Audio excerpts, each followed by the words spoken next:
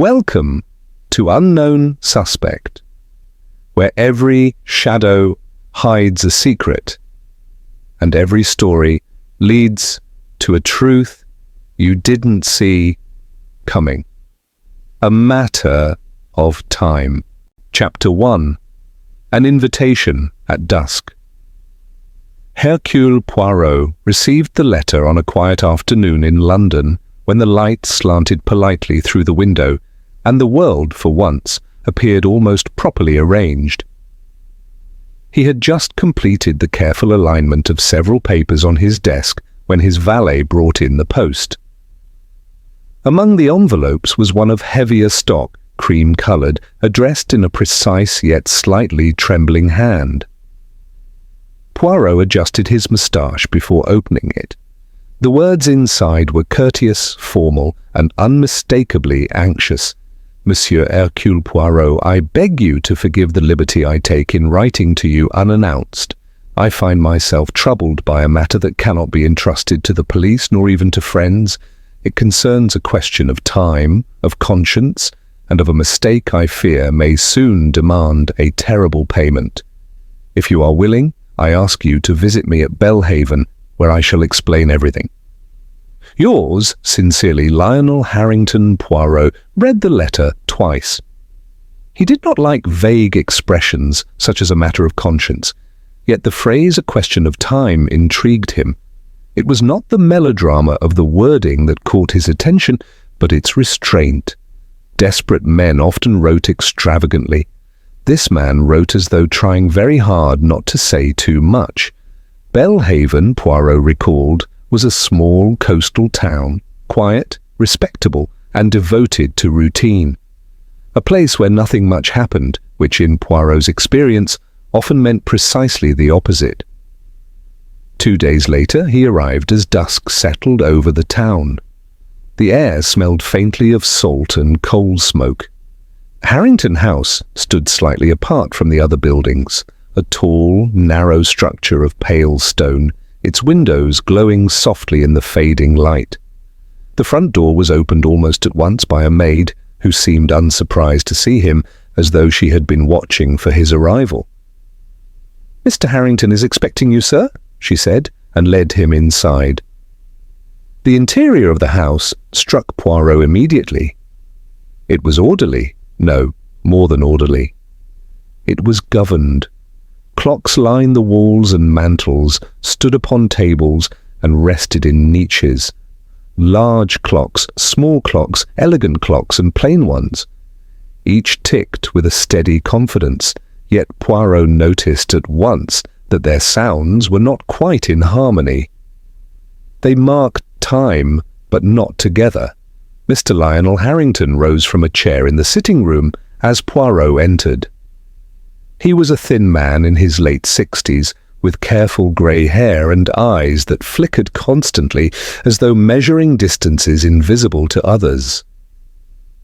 "Monsieur Poirot," he said, clasping his hands, "I am deeply grateful you came." Poirot inclined his head. "You speak of time and conscience, monsieur. These are not light matters." Harrington gave a strained smile. No, they are not. I had hoped to speak to you this evening after dinner. There are things I must put in order first." Poirot noticed the hesitation, the emphasis on order. Harrington gestured toward the dining room. "You will dine with us, of course." The meal was small and formal. 3 other members of the household were present.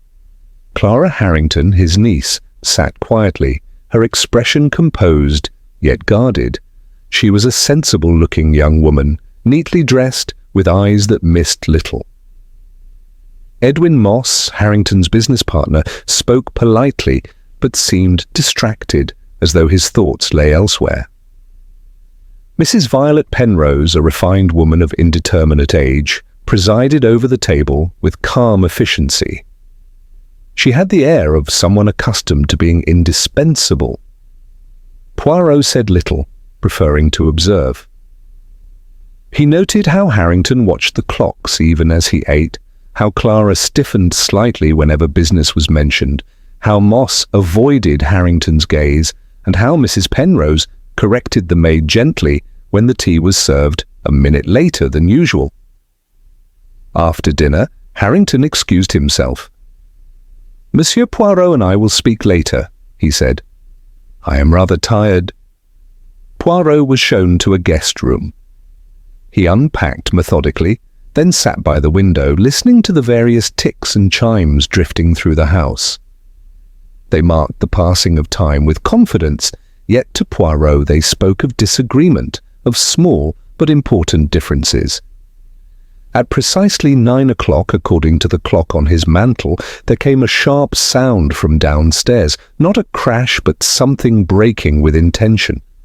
Moments later, hurried footsteps, a raised voice, then silence. Poirot moved at once. In the study they found Lionel Harrington collapsed beside his desk. His face bore an expression not of fear, but of startled realization. A small clock lay shattered on the floor, its hands frozen at 17 minutes past 9. The door was locked. The windows were closed. The room was otherwise immaculate. Poirot gazed at the broken clock, then at the still form of the man who had written of time and conscience. "Ah," he murmured softly. "So, we begin." Chapter 2. The Silent Study. The study at Windermere Court possessed an atmosphere of deliberate restraint, as though even in death Sir Alistair Fenton insisted upon order. The heavy curtains were drawn halfway, allowing the last light of evening to stretch weakly across the carpet. Bookshelves lined the walls, immaculate and carefully dusted. The desk, broad and polished, stood at the centre like a command post abandoned too suddenly. Sir Alister's body remained slumped forward, one arm hanging limply at his side. The shattered glass lay several feet away, its fragments glittering faintly. No blood stained the room. No sign of violence disturbed the calm. Poirot took this in at once. The doctor arrived swiftly and performed a brief examination. "Death appears to have been sudden," he said. "Possibly a seizure or cardiac event. I will not be certain until further tests." "A natural death, then?" asked Harold Vane, his voice steady. The doctor hesitated. "It would be premature to say so." Poirot nodded, satisfied with the caution. Too many cases, he knew, were decided far too quickly. The household was dismissed, though Poirot requested that no one leave the premises. Sir Alister's body was respectfully covered and removed, and the study door was closed once more. Poirot asked for a few moments alone. Inside he moved slowly, almost ceremoniously. His hands remained behind his back. He did not touch, he did not rush. First, the desk. Papers lay scattered, yet Poirot noticed they had been arranged deliberately rather than flung in panic. A blotter sat neatly aligned. An ink pen rested exactly parallel to the desk's edge. Only one thing appeared disturbed, a single sheet of paper in the fireplace, partially burned, its edges blackened. Poirot leaned closer. Only a few words remained visible, though incomplete. Enough to suggest the letter had been intentionally destroyed. Poirot straightened and examined the glass. It had contained wine. The smell was faint, but something lingered beneath it, sharp, bitter, unpleasant. Poirot inhaled carefully, then stepped back. "Interesting," he murmured. He noticed Sir Alister's watch next. It rested face down on the desk, stopped at 10 minutes past 9. Poirot lifted an eyebrow. A man careful with time rarely removed his watch without reason. Poirot glanced around the room. The fire had been recently stirred. The poker leaned against the hearth, its handle warm to the touch. Too warm. The study, Poirot concluded, had been tidied after the event, or staged before it. When Poirot rejoined the others in the drawing room, the atmosphere had shifted. Shock had begun to harden into suspicion. Lady Lydia sat rigidly, her face pale but composed. Marcus stood near the window, his fists clenched. Eleanor Briggs hovered close to the mantelpiece, eyes darting nervously. Vane poured himself a brandy, though he drank only a sip.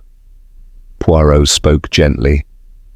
"You will forgive me if I ask a few questions. It is important that we establish the facts clearly." No one objected. "When did you last see Sir Alistair alive?" Poirot asked. Lady Lydia spoke first. "Just after dinner. He complained of a headache and said he wished to work." Marcus frowned. "I saw him earlier in the afternoon. He seemed agitated." Eleanor swallowed. "I gave him some letters to sign at around 8:30. Vane nodded. "I left shortly after dinner. I had business in the village." Poirot nodded in return, though he did not comment. "And between 9 and the discovery of the body?" Poirot continued. "I was in my room," Lydia said promptly. "I retired early." Marcus shifted. "I went for a walk. I needed air." Eleanor hesitated. "I was working, typing correspondence." Vane lifted his glass slightly. "As I said, I was out." Poirot thanked them and dismissed the group, requesting they remain available. Later that night, Poirot sat alone in the small guest room prepared for him. He arranged his thoughts carefully. No sign of forced entry. No clear struggle. No obvious poison, yet the smell lingered, the letter burned, the watch turned over. Poirot considered human behaviour. Sir Alistair had been frightened before his death. Of that, Poirot felt certain. Fear could kill a man as surely as poison. And fear, Poirot reflected, was most effective when it came from someone trusted. He rose and adjusted the curtains, ensuring they fell evenly on both sides. At Windermere Court, balance had been disturbed, and Poirot intended to restore it, piece by careful piece. Chapter 3. The Matter of the Will. The announcement of Lionel Harrington's revised will settled over the house like a thin, persistent fog. It did not provoke raised voices or dramatic protest. Instead, it deepened the silence. To Hercule Poirot, this reaction was far more revealing. People who expected disappointment prepared themselves for it. Those who felt wronged too suddenly often concealed it behind stillness. Poirot requested that each member of the household remain available throughout the day. Not as suspects, he assured them courteously, but as participants in understanding what has happened. His phrasing was deliberate. Guilt often revealed itself not through denial, but through resistance to understanding. He began with Clara Harrington. She met him in the small morning room overlooking the garden, her posture careful, her expression controlled. "You were aware, mademoiselle, that your uncle intended to change his will?" Poirot asked. "I suspected it," she replied after a pause. He had been distant lately, careful with his words. "Did you know the nature of the change?" "No, only that he was dissatisfied. He felt disappointed." "With you?" She lowered her eyes. "With us all, perhaps." Poirot noted the phrasing. "Not with me, but with us. A widening of responsibility could be humility or evasion." Clara continued. "My uncle believed the business had lost its purpose. He spoke often of young apprentices who lacked opportunity. Yet he did not confide in you?" Poirot asked gently. "No." Her voice tightened. He trusted routines more than people. Poirot thanked her and turned next to Edwin Moss. Moss appeared restless, pacing the study as Poirot observed him. "You and Mr. Harrington disagreed about the business?" Poirot asked. "Yes," Moss admitted. "I wanted expansion. He wanted restraint." "Because of conscience?" Poirot suggested lightly. Moss stopped pacing. He felt responsible for past decisions. He never explained them fully. "Did the new will trouble you?" Moss hesitated, then nodded. "It changes everything." "But you did not argue with him that evening?" "No," Moss said. "We had argued earlier in the week. That night he avoided the subject." Poirot smiled faintly. Avoidance was often louder than conflict. Mrs. Penrose was last. She received Poirot in the drawing room, seated precisely where she had been the previous night. Her composure was impeccable. "You have lived with Mr. Harrington many years," Poirot said. "Yes, we kept house together." "You were surprised by the will?" Her smile was thin. Lionel was unpredictable. Poirot leaned slightly forward. "Yet you managed his schedules, his correspondence, his habits." She inclined her head. "Someone had to." "Did you prepare his tea each evening?" "Of course." "At the same time?" "Always." Poirot thanked her and withdrew. Alone again, he returned to the workshop. The unfinished mechanism occupied his thoughts. It was not a weapon, but neither was it harmless. He tested the release carefully. The fine mist dispersed instantly, leaving no trace. "A decoy," Poirot murmured, "or a warning." He searched Harrington's papers more thoroughly this time. Hidden beneath a false lining in a ledger, he found a folded note, unfinished. "I fear I have waited too long. If I am correct, then—" The sentence ended there. Poirot closed his eyes briefly. Harrington had known, or believed he knew. He had sensed danger, yet chosen caution over confrontation. Why? The solicitor returned that afternoon to clarify details of the will. The charitable trust was to be administered by an independent board. No family member would benefit directly. "A moral decision," the solicitor said. Mr. Harrington was quite firm. Poirot nodded. "Firmness often follows regret." He asked one final question. "Who knew of this change?" "Only myself," the solicitor replied, "and Mr. Harrington." Poirot did not challenge this aloud, but he noted the certainty with interest. As evening approached, Poirot gathered the household briefly. "I wish only to say this," he told them. "The truth does not always reveal itself through action. Often it reveals itself through routine." Mrs. Penrose stiffened almost imperceptibly. Poirot returned to his room. The clocks chimed unevenly. He checked his watch. Precise, reliable. Someone in the house had lived by Harrington's routines so closely that they no longer questioned them. Someone who knew when he would drink, when he would wait, when he would expect company. Harrington had feared a mistake from the past. Perhaps he had trusted the wrong person. Or perhaps he had trusted time itself to protect him. Poirot adjusted his moustache thoughtfully. "The will," he murmured, "is not the motive alone. It is the moment when intention becomes urgency." Outside, the sea wind rattled faintly against the windows. Within Harrington House, the clocks continued their argument, each insisting upon its own version of truth. And Poirot knew that before long, one of those versions would prove fatal to its keeper. Chapter 4. False Paths and Fine Words. By the fourth day after Lionel Harrington's death, the atmosphere within Harrington House had changed. The shock had settled into something heavier, an unspoken contest of self-control. Everyone behaved with careful politeness, yet Poirot could sense the strain beneath the civility, like a clock spring wound too tight. Inspector Grayson returned early that morning with news that at first glance seemed decisive. "We've had the preliminary report from the laboratory," he said, standing awkwardly in the study. "There's evidence of a chemical compound, rare but not unknown, used in fine mechanical cleaning." Poirot raised his eyebrows. "Ah, and where was this compound found?" "In Mr. Moss's coat pocket." Moss, who had been seated near the window, sprang to his feet. "That proves nothing. I've worked with clocks for 20 years. Poirot held up a calming hand. Indeed, Inspector, it proves familiarity, not guilt. Grayson frowned.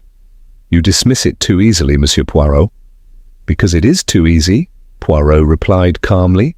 A clue that points so neatly, it is often placed to do exactly that. The inspector grunted but said nothing more. Later, Poirot requested to see Moss alone. Moss was visibly shaken. You fear suspicion, Poirot observed. Of course I do, Moss replied. I disagreed with Lionel. Now this appears in my pocket. Did you notice it before? No. Poirot nodded. Then someone wished you to notice it now. Moss stared at him. You think I'm being framed? Poirot did not answer directly. Tell me, monsieur, what was your final conversation with Mr. Harrington? Moss hesitated. He asked me if I regretted anything. And your answer? That regret serves no one. Poirot smiled gently. A practical response, not a murderous one. Poirot turned his attention next to Clara. Inspector Grayson had raised concerns about her alibi. She claimed to have been reading in her room at the time of death, yet could not recall the title of the book. I was tired, she explained, frustration edging her voice. I remember the lamp, the chair, not the words. Poirot studied her. You loved your uncle? Yes. But you expected to inherit? She looked away. I expected to be trusted. Poirot noted the distinction. He visited Mrs. Penrose in the afternoon. She was arranging flowers with precise symmetry. You keep order beautifully, madame, Poirot said. Someone must, she replied lightly. Chaos is unsettling. Even small chaos? Poirot asked. A minute late? A misplaced object? She smiled. Especially small chaos. Poirot's gaze drifted to the clock above the mantel. You corrected the maid when the tea was late. It is my responsibility. Was it also your responsibility to adjust the clocks? Mrs. Penrose paused. Only briefly, but enough. They are old, she said. They lose time. Yet you know exactly how much. She inclined her head. One learns. Poirot thanked her and left. In the study, Poirot examined the door lock again. The police insisted it had been secure, yet the keyhole bore faint wear marks inconsistent with infrequent use. A duplicate, Poirot murmured. Old habits persist. That evening, Poirot reconstructed the timeline. Harrington had expected him at 9:30. He had destroyed the clock shortly before his death. Why? To remove something that could mislead. Poirot considered the missed clock again. If activated, it could be blamed as a delivery system for poison. Harrington had smashed it deliberately. So, Poirot said softly, he knew how he would be accused. The red herrings were plentiful. Moss's chemicals, Clara's uncertain alibi, the locked room, the unusual mechanism. Each pointed outward, away from routine, away from familiarity. Yet Poirot had learned long ago that crimes of this nature rarely relied on bold action. They relied on predictability. Late that night, Poirot observed Mrs. Penrose preparing the household for bed. She checked doors, adjusted curtains, wound clocks. Each movement was exact. Each movement assumed control. Poirot retired to his room and wrote notes carefully. Not names, habits. Who served the tea, who set the clocks, who held the keys. The false paths were elegant, well-spoken, and convincing. They were designed to satisfy investigators quickly. But Poirot did not seek satisfaction. He sought certainty. And certainty, he knew, lay not in what had been added to the scene, but in what had been quietly removed. The truth, like time, did not shout. It waited, and Poirot was content to wait with it. Chapter 5. The Silent Witness. The broken clock from Lionel Harrington's study had been carefully wrapped and set aside, treated by the police as little more than a damaged ornament. To Hercule Poirot, however, it was neither ornament nor accident. It was a witness, one that had been silenced deliberately. He asked Inspector Grayson for permission to examine it again, this time alone. The inspector agreed with visible reluctance. "It's just a clock, Monsieur Poirot," he said. "Stopped at the time of death." Poirot smiled politely. "Ah, Inspector. It stopped at a time, yes, as whether it is the time remains to be seen." Back in the study, Poirot laid the pieces out carefully on a cloth. The clock was modest in appearance, plain wood, no decoration. Yet its internal construction was unusually precise. Harrington had built it himself. Poirot was certain of that. Each gear had been smoothed by hand, adjusted beyond commercial necessity. Poirot examined the fracture lines. The glass was cracked inward, not outward. The force had been controlled, angled. This was not a careless blow. "A man under attack strikes wildly," Poirot murmured. "A man making a decision strikes once." He tested the hands. They were not jammed by damage alone.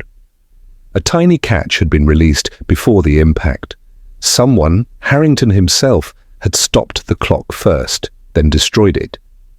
Why stop it at all? Poirot turned his attention to the time displayed.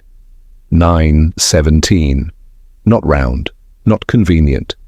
Too specific to be decorative, yet too awkward to be coincidence. He left the study and moved through the house slowly, checking each clock once more, recording their differences. None matched 9:17. The closest was the hall clock, which ran nearly 3 minutes slow. Poirot nodded to himself. The broken clock was lying. At luncheon, Poirot observed the household carefully. No one mentioned the clock. Silence around an object, Poirot knew, often indicated fear of its meaning. Clara ate very little. Her attention drifted frequently toward the door, as though expecting interruption. Moss appeared exhausted, his earlier defensiveness replaced by something closer to resignation. Mrs. Penrose remained composed, speaking only when necessary, correcting the maid once, politely, about the placement of a spoon. After the meal, Poirot asked Clara if she would walk with him in the garden.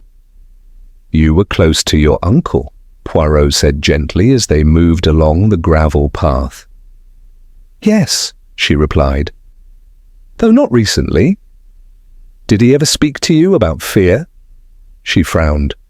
"No, about responsibility, perhaps. He felt guilty about past choices." "Did he believe someone blamed him?" Clara hesitated. "He believed he blamed himself." Poirot smiled faintly. That is often how guilt disguises itself.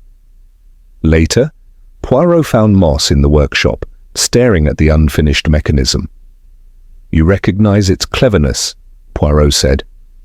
"Yes," Moss replied, "but Lionel never showed it to me."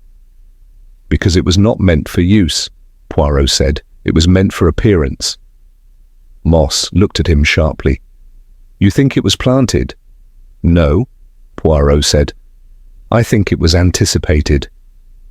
As evening fell, Poirot returned to the study once more. He closed the door and sat at the desk, imagining Harrington's final moments. A man waiting, listening, expecting, not struggling. Poirot's gaze settled on the teacup, now replaced, spotless. He pictured the original, lifted, sipped, set down, a habitual act, comforting, trusted. And then, realization. The expression the doctor had noted returned to Poirot's mind. Not pain, not terror, recognition. Poirot stood abruptly. "He knew," he said aloud, "and he knew too late." The clock had been destroyed not in anger but in warning. Harrington had attempted to remove a false explanation from the scene. He had tried to protect the truth from being misled. But he had miscalculated one thing. Poirot rang for the maid and asked a simple question. "Who washed the tea things on the night of Mr. Harrington's death?" "The housekeeper, sir," she replied. "Mrs. Penrose always does." Poirot nodded. "Of course." He dismissed the maid and returned to his notes. The killer had relied not on secrecy but on habit, on invisibility created by repetition. The clock then was not marking the time of death, it was marking the time of decision. The moment Harrington understood what had been done, Poirot closed his notebook carefully.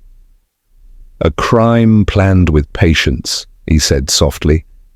And patience always leaves fingerprints, not on objects, but on routines. Outside, the sea wind rose again, steady and predictable. Inside Harrington House, the clocks continued their quiet ticking, each second passing unnoticed. But Poirot was no longer listening to the clocks. He was listening to the silence between them. Chapter 6. Tea and Timing.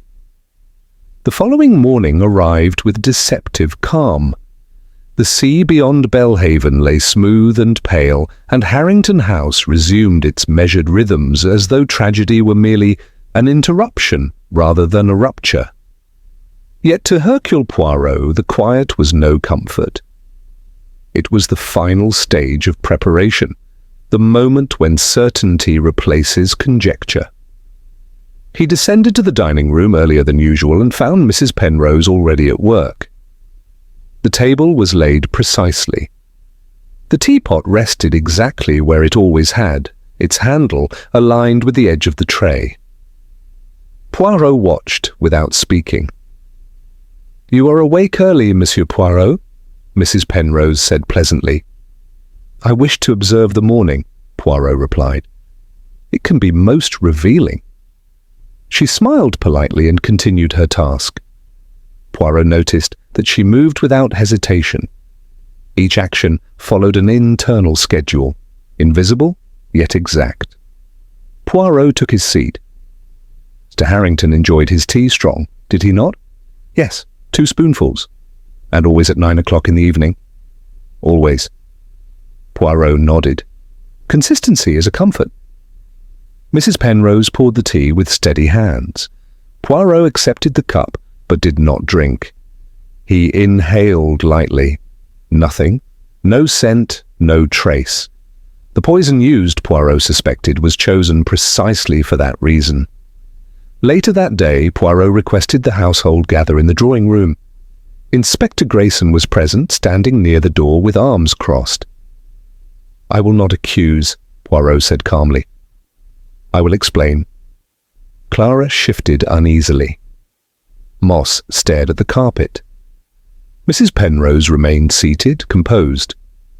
"Mr. Harrington was not killed in anger," Poirot began, "nor by opportunity. He was killed by expectation." He paced slowly as he spoke. He drank tea every evening at the same time, prepared by the same hands, served in the same cup. Such habits create trust. Trust is more powerful than force. Inspector Grayson frowned. "You're suggesting poisoning?" "Yes," Poirot said, "but not by stealth, by routine." Mrs. Penrose raised her eyebrows slightly. "That is a serious claim." "Indeed," Poirot replied. "Which is why it was so carefully disguised." He gestured toward the study. The locked door, the broken clock, the unusual mechanism, each was intended to direct attention elsewhere, toward invention, toward dispute, toward drama. Moss looked up sharply. "The chemicals." "Placed," Poirot said gently, "where they would be noticed." He turned to Clara. "The uncertain alibi," she flushed. "I was telling the truth."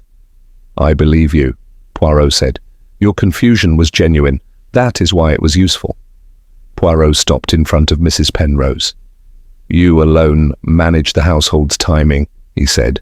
"You wound the clocks, you corrected delays, you prepared the tea." "That proves nothing," she replied evenly. Poirot smiled faintly. "On the contrary, it proves everything." He explained how the clocks had been adjusted earlier that evening, creating uncertainty about the time of death, how the duplicate key, worn from frequent use, had allowed entry and exit without force, how the teacup had been washed immediately, removing the only remaining trace. The poison, Poirot continued, was tasteless, odourless and slow. Not enough to cause immediate collapse, but enough to allow awareness. Clara covered her mouth. Moss looked away. Harrington realized, Poirot said quietly. That is why his expression was one of recognition. That is why he destroyed the clock, because he knew it would be blamed. He tried to protect the truth. Mrs. Penrose stood. You speak cleverly, Monsieur Poirot, but you have no proof.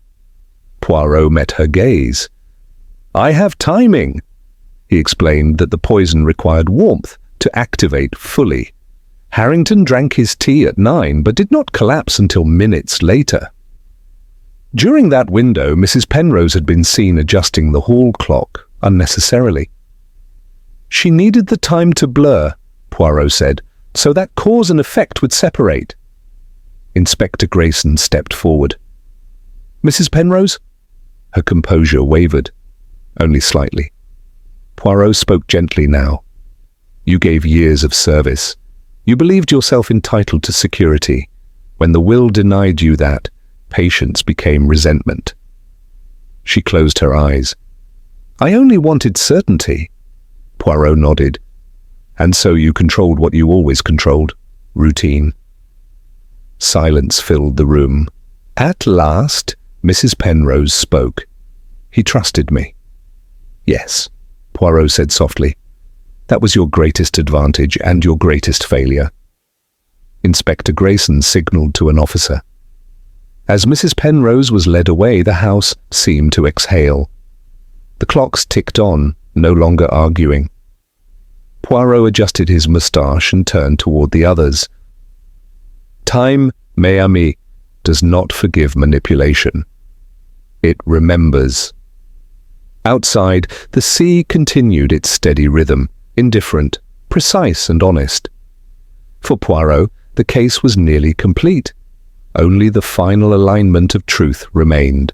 To Chapter 7. The Unravelling. The removal of Mrs. Penrose from Harrington House did not bring immediate relief. Instead, it left behind a hollow quiet, as though the building itself were uncertain how to behave without the presence that had governed it for so long. The clocks continued to tick, but now their sound seemed tentative, stripped of authority. Inspector Grayson remained behind with Poirot to complete the formalities. Statements were taken again, this time with greater clarity.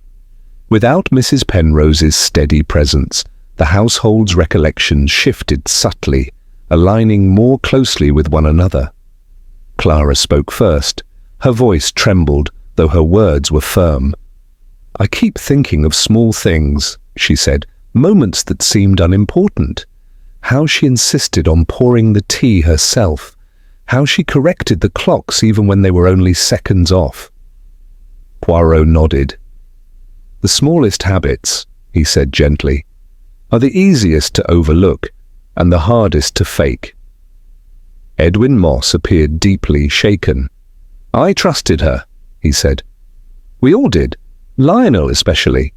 Yes, Poirot replied. Trust is rarely broken by strangers. The doctor returned with further confirmation. Traces consistent with slow-acting poison were detected, now that the correct method of delivery was suspected. Nothing dramatic, nothing immediate, precisely as Poirot had reasoned. Inspector Grayson exhaled heavily. It will stand, he said, in court. Poirot inclined his head, but did not smile. His satisfaction was quiet, inward. That afternoon, Poirot asked to walk alone through the house one final time. He moved from room to room, observing what had changed in the absence of its former keeper. A clock in the hallway had stopped. Another ticked unevenly. The house, once governed by rigid order, now revealed its natural imperfections. In the study, Poirot paused before the desk where Harrington had died. The shattered clock had been removed, yet its absence spoke loudly. Poirot imagined Harrington standing there, having just realized the truth. A man who understood too late that familiarity had been turned against him. He tried to warn, Poirot murmured, even at the end. Poirot examined the blotter again. He now understood the half-written note. Harrington had not been composing a confession, but a confirmation to himself. A final acknowledgement of danger. Later, Poirot sat with Clara in the garden. The sea breeze carried the sound of gulls, sharp and distant. "I keep wondering," Clara said, "if there was something I should have noticed." Poirot shook his head. "Mademoiselle, when trust is long established, doubt feels like disloyalty. That is not a failure. It is a human kindness." She looked at him gratefully. As evening approached, Inspector Grayson prepared to leave with his officers. Before departing, he turned to Poirot. "I'll admit it," he said. "At first, I thought you were chasing shadows, but you saw it early, didn't you?" Poirot adjusted his cuffs. "I saw the shape of it, not the person. One must be careful not to confuse understanding with certainty." That night, Poirot remained awake, listening once more to the clocks. He noted which had stopped, which had drifted. Time, now unregulated, behaved honestly. The next morning, Poirot received word that Mrs. Penrose had given a partial confession. She spoke not of hatred, but of disappointment, not of rage, but of entitlement. She believed herself indispensable, and therefore immune. Poirot closed the message and placed it neatly into his pocket. The motive, he reflected, was not greed alone, but wounded pride. Before leaving Belhaven, Poirot paid a final visit to the workshop. He regarded the unfinished mechanism one last time. Harrington's final invention meant to mislead a killer who had already chosen a simpler path. "Genius," Poirot said softly, "does not always protect its creator." As Poirot prepared for departure, Clara approached him. "Will you ever stop noticing things?" she asked. Poirot smiled. "I hope not. To stop noticing is to stop understanding." He stepped out into the morning light, leaving Harrington House behind. The mystery was no longer active, yet its lessons remained. Time had been manipulated, routines exploited, trust weaponized. But in the end, it was not cleverness that revealed the truth. It was patience. And for Hercule Poirot, patience was always a matter of perfect timing. Chapter 8. Poirot and the Truth. The drawing room of Harrington House was filled once more, but this time the atmosphere was different. There was no tension in the air, no guarded politeness. Instead, there was anticipation. Inspector Grayson had requested a final explanation for the record, and Poirot, immaculate as ever, had agreed. Hercule Poirot stood near the mantel, his hands resting lightly on the back of a chair. He waited until everyone was settled before he spoke. "Mes amis," he began, "this case appears simple only when one looks backward. At the beginning, it was anything but. That is because the crime was not built on violence, but on familiarity." Inspector Grayson nodded. "We'd appreciate hearing it plainly, Monsieur Poirot." "Plainly," Poirot agreed. "Then let us begin at the true beginning. Not the moment of death, but the moment of decision." He turned slightly toward Clara and Moss. Lionel Harrington was a man of conscience. In his later years, he regretted choices he believed had harmed others, apprentices, colleagues, perhaps even his own household. This regret led him to change his will. Poirot paused, allowing the weight of that decision to settle. The change itself was not the cause of his death. It was the knowledge of it. Someone close to him discovered that their future security had vanished. Inspector Grayson interjected. "Mrs. Penrose." "Yes," Poirot said calmly, but not because she was angry in the way one expects. She did not shout or threaten. She waited. Poirot walked slowly as he spoke, each step measured. Mrs. Penrose controlled the house through routine. She decided when things happened, how they happened, and who was involved. Over time, this control became identity. When the will excluded her, she did not feel disappointed. She felt erased. Clara drew in a quiet breath. The method, Poirot continued, was chosen to match her strength. She did not need force. She needed only habit. He described the poison, slow, subtle, chosen to cause no immediate distress. It was added to the evening tea, always prepared by the same hands, served at the same hour. Harrington trusted that routine completely. At first, Poirot said, he felt nothing unusual. Then he understood. The room was silent. That moment of understanding, Poirot went on, is what we saw on his face. Not pain, not fear, recognition. Poirot turned toward the empty space where the broken clock had once rested. He smashed the clock deliberately, not in panic, but in clarity. He realized it would be used to explain his death. He destroyed it to prevent that lie from surviving him. Inspector Grayson frowned. But the locked room? An illusion, Poirot replied. Mrs. Penrose had access to a duplicate key, an old one used often enough to wear the lock in a way no one noticed. After serving the tea, she locked the door behind her. Simple. Quiet. And the clocks? Grayson asked. Adjusted, Poirot said.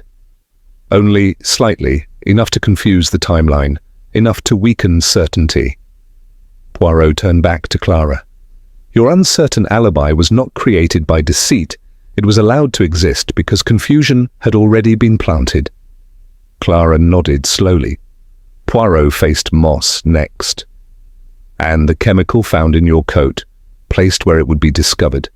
A suggestion, not proof. Moss let out a long breath. I wondered, he said quietly. Poirot returned to the center of the room. The brilliance of this crime, he said, was also its flaw. It relied entirely on order, but order, when forced, always leaves traces. Not fingerprints, but patterns. Inspector Grayson folded his arms. And the final confirmation? Poirot smiled faintly. Timing. He explained how the poison required warmth and time to take effect, how Harrington collapsed not immediately, but minutes later.